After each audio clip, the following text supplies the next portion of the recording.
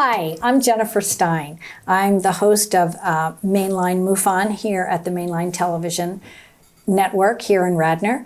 Tonight we have an excellent presentation at the Radnor Library, and I get the opportunity to interview our guest today here at the television studio.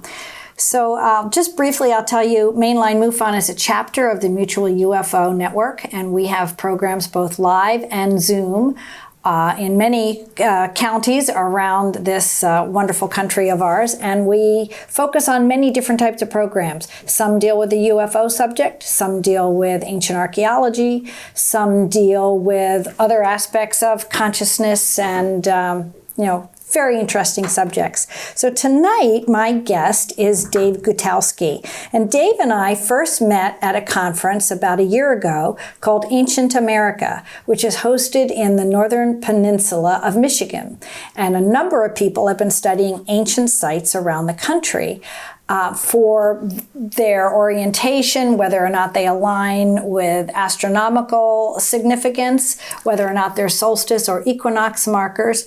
And it's a very interesting group of people. Well, Dave himself comes from Pennsylvania. He lives in central Pennsylvania towards the Wilkesboro area, and he bought a large plot of property about 15 years ago and made a discovery on his property that he had megalithic stones similar to Stonehenge on his property. They weren't particularly in a circular arrangement, but they were significant stones placed upright, and as he began to research them, he discovered that they had both equinoctial and solstice alignments, and they may have had served as special markers for an ancient culture in this area. And he began to study them with more significant and scientific equipment like LIDAR, photogrammetry, and ground-penetrating radar to see if there were other alignments that could connect them to some type of archaeoastronomy. And he found some very interesting details in his research. So I decided I was going to host him here in the main line of Philadelphia to come down and present live and in person his research. So thank you and welcome to Mainline MUFON. Thank you, and a pleasure to be here. Thank you for coming. Great to connect with your audience. So your property revealed, actually it just kind of spoke to you, right? I mean, you had a sense of the property before you even discovered these sites. Is that correct? Yeah, actually I had no intention on buying land at the time. It came out of doing a Reiki session for a client. I'm a massage therapist, Reiki master, and doing a Reiki session for a client that went really well. Her mother was raving about it and asked me if this is what I do for a living. I said it wasn't, but I had a storage business. And then she tried to talk me into buying some land to build restaurants in an industrial park, which was something I had no experience with. But when I went to her agency where she worked, I went the following day because something just felt right. Felt like I should follow up. And as I was speaking with her about the parcels they were trying to sell me, it seemed as though a piece of paper was lifting up off the table to my right.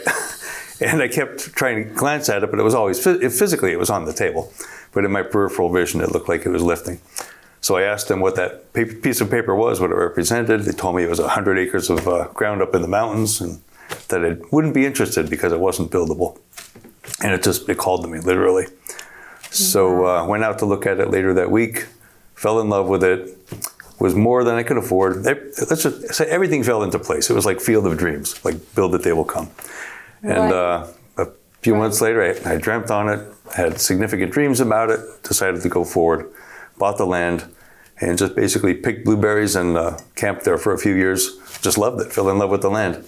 It wasn't until 3 years later that I found out what was on it. Wow. So how did that come about? I mean, how did you actually make the discovery of these stones? Were they grown over, covered over? No, they were there. They were out in the open, but I really had no idea about their alignments. I just knew they were like 25, 30-ton boulders in this meadow. There were 4 of them. So 2,500 No, 25 tons each. Each one is each about one maybe 25 5, tons. 10, 20 tons. Okay, they're significant. Big. They're significant. That's significant, yeah. And there were 4 of them in a small place in the meadow, overlooked the valley. And I thought, wow, these are great. I took a friend up there early on to check out the land, and I said to her, wow, this would be a great place for native council meetings. I think I'll call it Council Rocks. And that just stuck. So I took pictures of them a lot because they're massive, they're beautiful. And I was a postmaster in a small town, so I would hang these pictures of these stones up in my post office, even occasionally enter them in photo contests. I won prizes on some of them. And one point, one of my customers, knowing that I love big stones, brought in a book for me to look about New England's ancient mysteries. And in there was a picture of a stone almost exactly the same shape as mine. A dolmen, like my favorite stone up there was a dolmen. It's the 25-ton resting on other stones. Yes. Same shape. So I wrote to the publishers of that book. We connected. They suggested, they said, these align with the winter solstice sunset. And I didn't know, but perfect. But that's when you started to learn about these other programs. So this has Perfect. really been like a whole change of thinking and a whole new research project for you, right? Yeah, I was not an archaeologist at the time. I was an amateur astronomer. Right. I knew some things about the sky, but knew nothing about archaeology. But when I found these stones and found out what they were, I did more astronomy research. That was my forte. And found out that it was likely about 4,000 years old, based on the winter solstice line changes over time. Yes, and So that's due to precession. Precession, right. Yes, some people really understand what precession is, others really do not, but we can basically tell them that every 72 years there is a switch or change in precession by 1 degree. Right. So that's how you were able to determine the time in the past when these most likely aligned, right? Right. I had photographs of the sun setting perfectly in the marker, but they were 10 days late. It was on December 31st rather than 21st. Perfect. So it was a perfectly alignment, but 10 days late. So I did some research with NASA's Jet Propulsion Labs. They have software on there, ephemeris tables they're called. Typed in all the data and got the exact position of the sun on December 31st, current era, and then searched back in time to see when would the sun have been there on December 20th or 21st. Went back 4,000 years until the lineup. And was that also 10 days late? No, it was actually, it would have been on time. Winter solstice would have happened, but 4,000 years ago. The stones Right. were perfectly aligned. Now, it's only half a degree off now, current era, but it's measurable. Interesting. It's measurable and it's documentable. Interesting. Yeah. Yes. So at that point, wow, was your hair standing up on end? It certainly was. Yeah, there are many things that move me. I mean, I'm prone to going into tears because the feelings are so strong. Yeah. And when that hit me, that was one of those like, oh my God, I had no idea. Like, no wonder this mountain was speaking, but why? To you. Yeah, I think it was just, I had some background in astronomy, whatever. There's some connection that the mountain said, this is a guy that could help. Yes. And there's so little we understand about ancient history in our country. We have many other sites around the world of significance, like the pyramids in Egypt and like Troy or other places that have been written about, the Pantheon and places in Rome and, other countries around the world, India with ancient sites. But to discover them in America is really a mind-shifting change for a lot of, say, local academia in our area. Is that right? Have you discovered that or run into that as well? Right resistance? off the bat. Resistance, yeah. I found that alignment, or it found me December of 2007.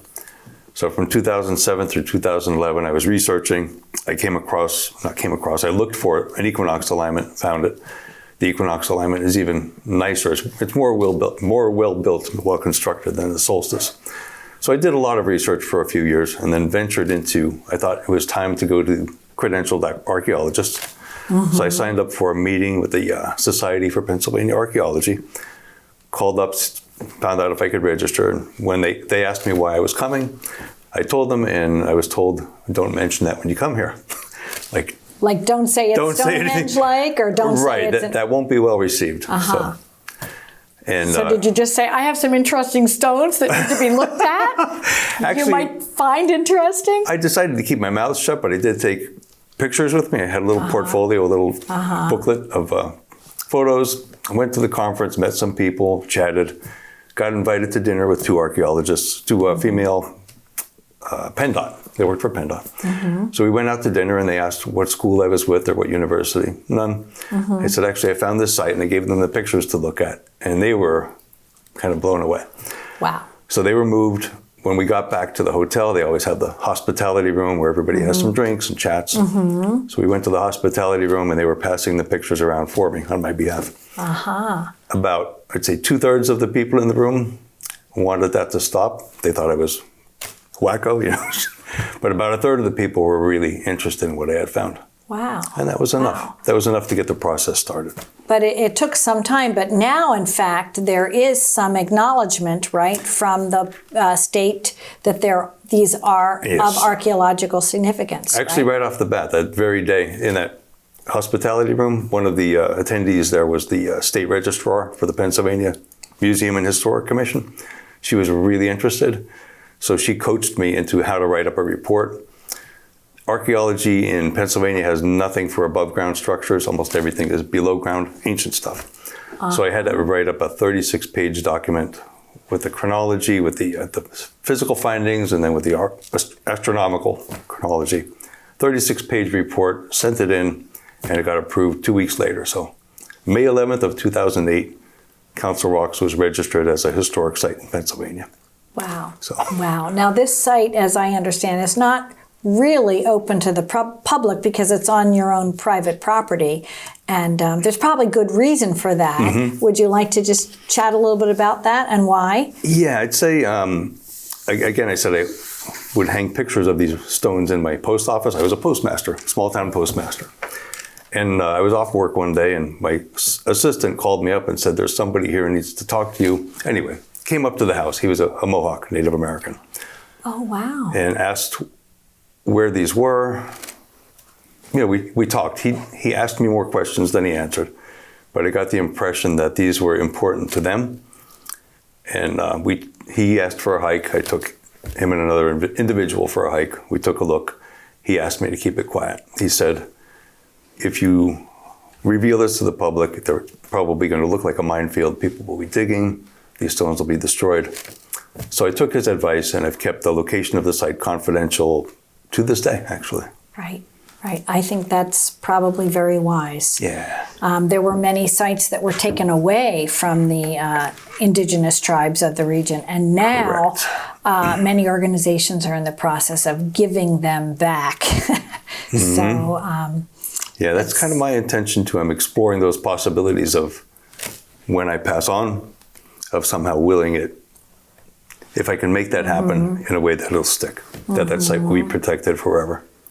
That's very, very forward thinking and very important, especially as we begin to uncover more and more of ancient history on this planet. There's sort of like an accepted history, but then there's kind of like a controversial history. And then there's the evidence that stays standing, the stones or, you know, the evidence in the ground that continues to come out all the time. I mean, even a site I speak on regularly called Göbekli Tepe dates back to 12,000 years before the present. That's crazy. You know, so it's 10,000 years BC, and people are still having a hard time wrapping their brain around it, yet the carbon datings are clear, they're uncontested. It was a major archaeologist from Germany named Klaus Schmidt who uncovered it. Many mainstream universities have gone there now and done studies, but it forces us to rewrite human history. And this is only relatively recent.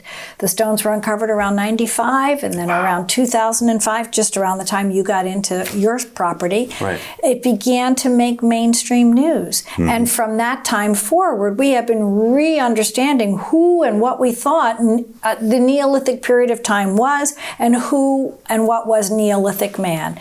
Meaning, Neolithic is pre-writing, pre-pottery, pre-agriculture, and pre-domestication of animals, let alone moving 20-ton stones, articulating them upright, and carving them with very significant imagery on them, which we now know are different animals and symbols, could relate to astronomical alignments in the night sky. And just for mainstream archaeology to really digest that, it has been, pushing, history back for mankind, sophisticated mankind, certainly by 6,000 or 7,000 years. Yeah, by what we previously knew. Absolutely. So he must have encountered quite a bit of resistance. Oh, tremendous resistance. And I happened to study with Robert Schoch. And Robert was attacked heavily for dating the Sphinx. Correct. He dated the encasement wall behind the Sphinx as having standard water erosion. And the water erosion can be clearly dated. And it was 10,000 years of water erosion on that encasement wall behind the Sphinx. They couldn't date the Sphinx because Egyptologists have re-stuccoed it and re-bricked it several times, trying to hide this evidence. But the encasement wall behind it, which the Sphinx was cut out from, is quite clear. And he was first commended as being brilliant and discovering that by the American Geological Society. And then the Egyptologists made him recount and made the American Geological Society unagree with him and say, well, there are no pottery shards, or we don't have evidence of living quarters, or we don't have all the traditional things we find in other sites, so we can't really look at this 10,000-year water erosion. Well, It's one solid line of evidence. And the Sphinx is one of the most significant sites in the world with the Giza Plateau. So that pushes that time frame back to a period of time when there was a tropical rainforest there. And we know it's been a desert now, a Sahara desert, for well over 10,000 years. So if it's 10,000 years water eroded, that pushes it back to 20 or 30,000 years. And that was way too uncomfortable for people to deal with. Right. They just couldn't get their brains around that. Yeah. So the resistance is understandable, but it's very, very important that more and more of these sites come out. And there are several of them around the United States, actually. Few people know about America's Stonehenge. Yes, up in Salem, New Hampshire, right? Yeah. That's a very significant site, and there are many throughout the New York and Connecticut state, right? And then Serpent Mounds in Ohio for a long time also faced a lot of resistance, and now it's a UNESCO World Heritage Site. Yes, and that took quite a lot of doing to save it. Yes, it almost was a building complex. An apartment building complex was going to be built right up there. And I think that's what some people would rather do, is plow these things over and erase them. Yes. Rather than look. Well, so many of them were. When you look at the early work of people like Squire and Davis, who were hired by the Smithsonian to go out and research the ancient mounds all across this country, less than maybe 1/16 of them are still around today. Wow. But you can look at their ancient books and you can see where they were. There's little bits and pieces of them left, but really not very much. True. That's why I'm trying to document as much as I can now with good, credible technologies. Right. To document, even if something were to happen to the stones, I've got LiDAR images that are accurate to within 1 centimeter of a quarter of a mile of the mountain. I document, and be very careful not to destroy anything in the process. So this is kind of a more spiritual and maybe a personal question I'll throw out to you. But have you been drawn to do ceremony yourself there, or has the site spoken to you in a deep emotional and intellectual way that you'd like to share at all? Wow. All the time, actually. Okay. Frequently. Yeah. How much do I share? Well, whatever you're comfortable with. Yeah. There are some things that I feel want to be kept sacred. Yes.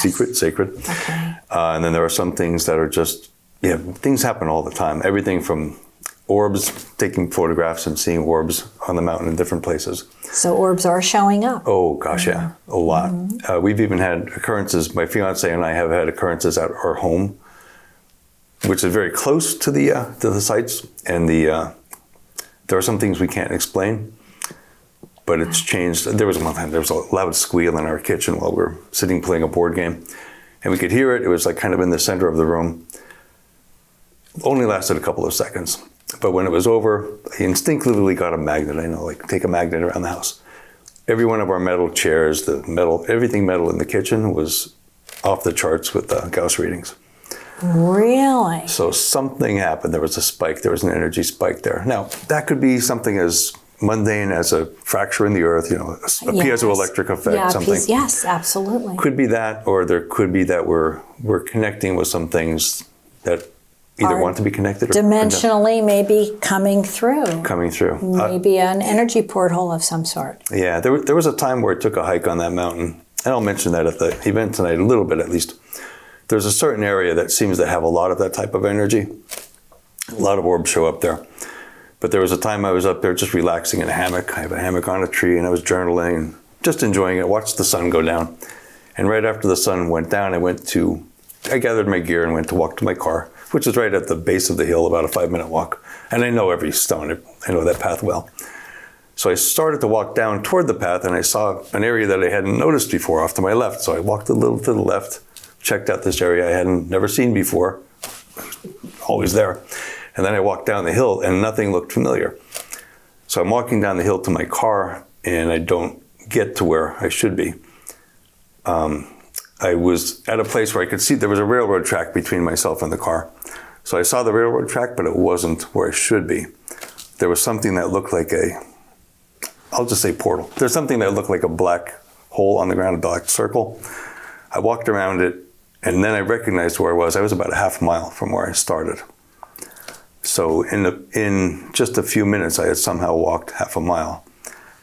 Wow. Yeah, so there are things like that happen up there, getting my attention. There are sometimes things will direct me to find something. I've found objects that way. Wow. That I've put aside and worked with. A lot of what I find on that mountain comes through my heart, through my soul. Mm-hmm. So there's some kind of resonance going on where there is. The ground is talking to you. The ground, the spirits, whoever built all these things. I'm feeling it now. Wow, that's very special. It is. I commend you for having the bravery to do that. Many men are just much more reserved and not willing to accept that part of their sensitivity. So I commend you for that. That's a very special quality, and especially if you're trying to make discoveries of these stones and the property and what it means, and there's no guidebook. It's like no one else has discovered it before. So you kind of have to live on your intuition and these little guides, or a bird that shows up and leads you and directs you. And that exact thing happened one day too, yes. Yes. So, yeah. Yes. Well, having done a lot of crop circle research, a lot of times finding these crop circles is tricky, and it's the birds that lead you in. Wow. It's because they're all going for the seeds that have laid on the ground. So if you just kind of watch the birds, you can go, oh, I bet it's over there. Free food. Exactly, because the crop's down and it's easy to peck at the seeds and whatnot. So it's easy to find. Wow. So as you have been presenting this material, have you reached out to groups like NERA, which I believe stands for New England Antiquities Research Association. Thank you. Yes, that's quite an established organization which has literally archived many of these sites which have come up since the time of settlers that first came here. It's a long period of history of their organization. Have you worked with them, and have they been to the site and taken an interest? Absolutely, yes. Actually, that book that I mentioned that someone had shared with me was published by NERA, or partially funded. So I got in touch with NERA back at that time. Their chief astronomer at the time was Fred Martin. Fred had asked me to send images of my site. When I did, he's the one that he suggested where I should look for the winter solstice line. So yes, I've been working with NERA since way back then. For a time, a few years ago, I was a board member of NERA. They invited me to be a board member, Pennsylvania coordinator. In 2021, NERA funded an OSL project, optically stimulated luminescence. It's a very high-tech way of knowing when a rock was set on the ground, or when something was built. Probably too much, and I don't know enough to totally explain what I know. It's sort of a way to actually date the stone, even though we really can't date stone. We can only date organic material with carbon dating, but this is a different new type of dating. Correct. As I recall from your presentation. Yes. Right? Yeah. So and what is it called again? Optically stimulated luminescence, OSL for short. So NERA had partnered with a professor in Washington University in Washington State, James Feathers. And Dr. Feathers coached NERA on how to gather samples, they were gathering soil samples from beneath stone walls, for instance. And then Dr. Feathers would run the quartz grains in those soil samples to find out when they had last been exposed to light, meaning when was the stone placed on top of the ground. And they were able to date the age of the walls by when that dirt last saw light. So to do my site, there was no dirt under these stones, but there was the possibility there were other fragments of rock. So we had to go up on my site, and Youre funded this to cover the stones with light-proof tarps. Went underneath, felt around, found stones I could extract. I used a water-cooled rock coring drill, brought out these little cores, wrapped them in light-proof material, several layers, sent it off to Washington University. It was about a year and a half long process to do the analysis. But archaeologists had been telling me that these were glacial erratics that were dropped 12,000 years ago. And Jim Feathers' report said they're about 3,000 to 4,000 years old. They're not glacial erratics. Wow. Wow, right? Wow. But at $1,500 a sample, it was quite the expensive undertaking, Yes. but Youre helped fund. And it was Wow. So you kind of have an idea that they were erected around 3,000 to 4,000 years ago. right. There's another set, white quartz boulders, that actually this will be the third site I'll be registering with this state. I'm pretty confident I can do that as soon as I write the paperwork. But that site is about 2,000 years old. And then the rock shelter, that's many, many thousands of years old. But there's a wall near the rock shelter that was built. I had heard from friends or from neighbors that it was built around 70 years ago. But a sample from underneath that said it was built in 800 AD. So about 1,400 years ago. Wow. Yeah. So that means probably many different civilizations have used this site. Correct. And it's probably way predates the original erections of these stones, predate the Lenape or the Iroquois or whatever group of Indians were in that particular area. Right. They were the most recent, like my Yes. Mohawk friend, Mohawks. who has since passed away. But they were the most recent indigenous Yes. people that were using this land. But Yes. prior to them, there were others. There were others. There are, I know of I know of at least 4 archaeoastronomy sites on the mountain. I've got one documented, registered. Second one's underway. Third one I haven't even started on yet. Oh, It's so a sister site. there's Yeah. other stones on the property. Oh, many, many, many, many things. Wow. Many things. Wow. Can't wait to talk to MUFON about the alien runway on the top of the mountain. Oh, you think you've got a flat runway? I do. It's like 50, maybe 100 feet wide, about 500 feet long, and it's on a 20-degree pitched bedrock. But it's a flattened area. No reason why. In the center of the runway, I call it, there's a grove of trees. They're black gum trees. I don't know why they're growing just in this one small patch. But the flattened area appears to be built of small boulders, like softball, football-sized yes. boulders, as though somebody carried the boulders and stacked them and flattened out this entire area. So I kind of jokingly called it the alien runway. Yes. There's a huge white quartz boulder nearby. I thought that was like a beacon. Wow. What it is, I'm not sure. We're hoping to investigate that within the next year or two. My geophysicist friend and my LiDAR friend, we've got some ideas. Wow, it just sounds absolutely fascinating. So if someone wants to get in touch with you directly, who's watching this program, is there a way you would recommend they reach out to you just to, you know, at least dialogue or email back and forth? Sure. You can email directly to Reiki Dave, which is REIKIDAVE @gmail.com. Or Google my name, David Gutkowski, Gutkowski. I've got a site on academia.edu, and I share quite a bit of my research there. I'm about 4 or 5 years behind. I've got a lot of research to add, but I've got a lot of things published up there on academia.edu. You may at some point also create a website, I understand. Yes. Do you have an idea for the name of the website when it comes up? No, my fiancée Carla is a book editor, and she does media work. So I want to hire her. councilrock.org or something like that? Actually, I bought the domain already. I've got councilrock.org, councilrock.com. Okay, so upcoming, we may also be able to find material there. Right. Well. I haven't done it yet because I'm still trying to keep the site's location confidential. I understand. So as not to be damaged. Well, you can still have a site and not really reveal the the actual GPS Right. of the site. True. We did the same thing with the Travis Walton site for years because we were frankly afraid people would come and try to destroy some of the evidence that was there in the forest. And they did. People showed up and figured out where the site was and tried to destroy some of it. So Yeah, sometimes they only want a souvenir, but every souvenir you take takes away some evidence. that's right, it really does. Yeah. Well, this has been a fabulous interview. I think this is a good place to end. I think we've gotten through most of the most important materials. Is there anything else you really want to share that you think I haven't brought up? I would just encourage anyone who's got those same kind of heart feelings, like an inner feeling that tells you, a gut feeling, you've got to do something in particular. Give it a try. Just whether it's to walk on one side of the street or the other. When you're driving, make a turn that you didn't think you should turn. If you're in the woods, anything you feel like that, any kind of intuition, just follow it and see what happens. Start to develop that skill. Honor it, respect it.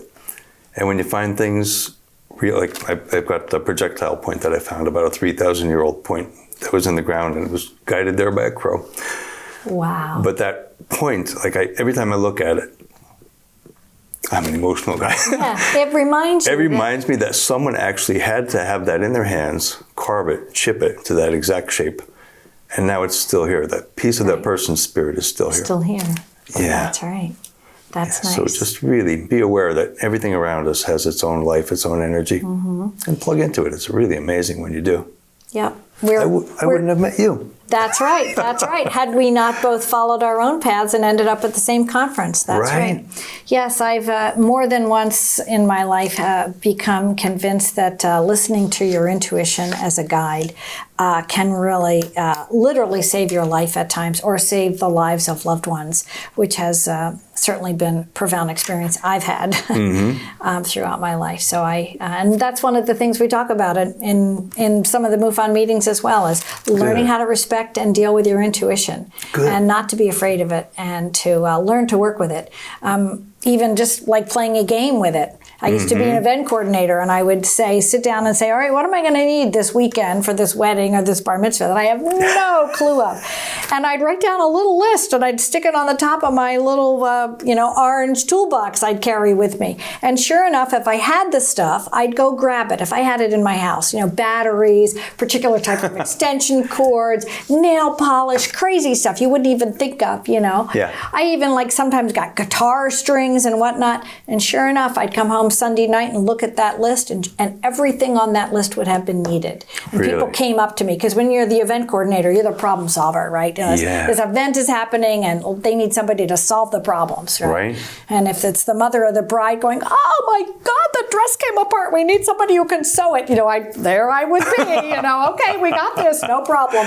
Or the musician would show up, or the caterer had issues, on the tabletop display, and I'd have the stuff in my car. So just on intuition. Just on intuition. And it got to be like this symbiotic thing that I started to pay attention to it. And it's really guided me well in my life. So it sounds like I'll be in good company tonight. I can speak about some of the mystical things. Yes, I think you can. Yeah, the audience will be very receptive. Because when I go to an archaeology conference, I've got to box that all up. We have to be scientific. So, well, maybe in the future, science will merge. That's what certainly Edgar Mitchell was hoping when he founded Noetic Sciences. That's right, Noetic Sciences. Group to merge science and spirituality, and the bringing of those two. And he really viewed them as two important scientific disciplines that really did need to merge in order for us to have higher understanding. I feel, because those intuitions are just really science that we don't yet understand. That's exactly right. Exactly right. Yes. Yeah. Well, this has been such a pleasure. Thank you so much for coming to Pennsylvania to present, for your time with Mainline MUFON. We're very, very grateful, and thanks so much. And fantastic. I hope this interview does well to help you further do outreach and get help you need on your site. Correct, because outreach is what it's about, networking. That's right. Someone hears this and thinks they can help, reach out. Right. Thanks so much. Thank you.